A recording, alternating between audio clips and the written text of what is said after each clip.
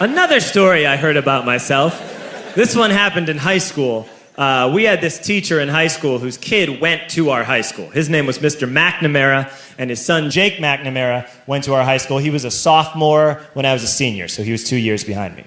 And Mr. McNamara was an asshole. And one weekend, he and his wife decided to leave town, which you should never do if you're an asshole.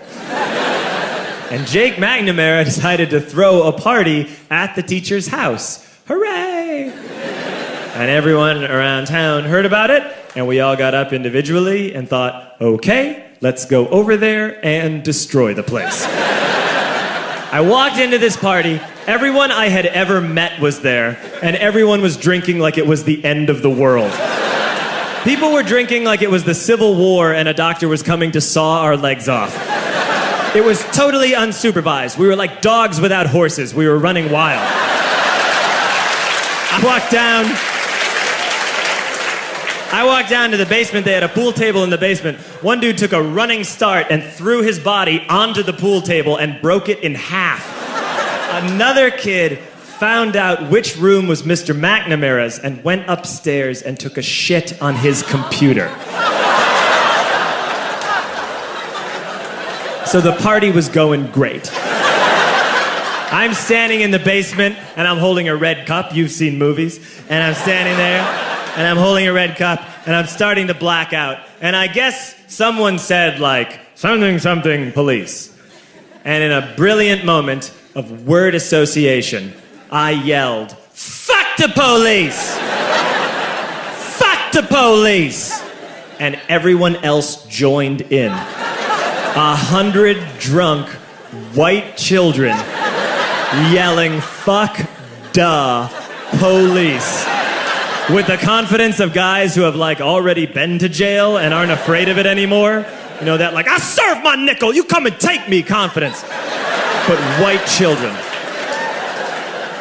The reason someone had said something police was because the police were there.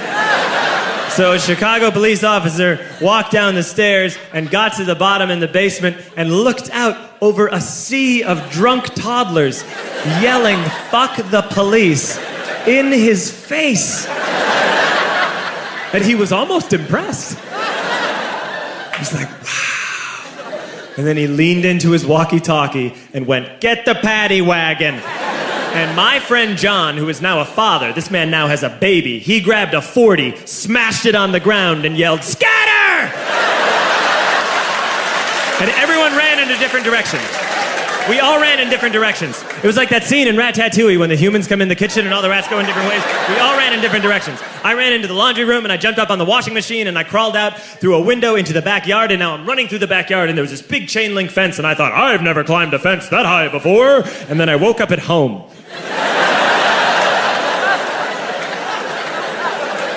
On Monday, I went to school because that's what we did back then.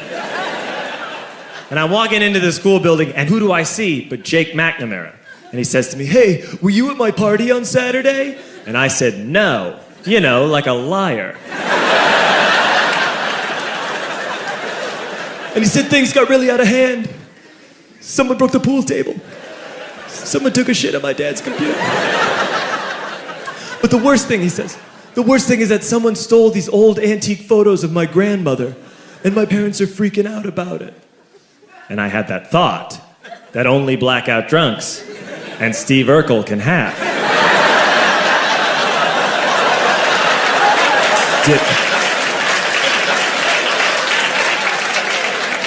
Did I do that?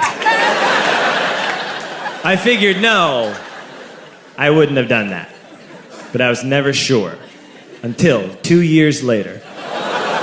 Relax.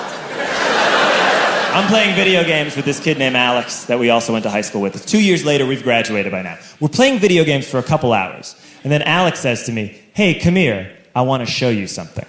And he takes me into his bedroom. And then he takes me into a side room off of his bedroom. Never a good thing to have.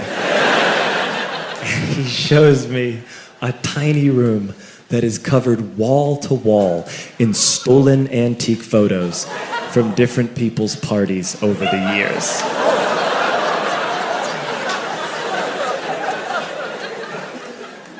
said, "Why? Why do you do this?"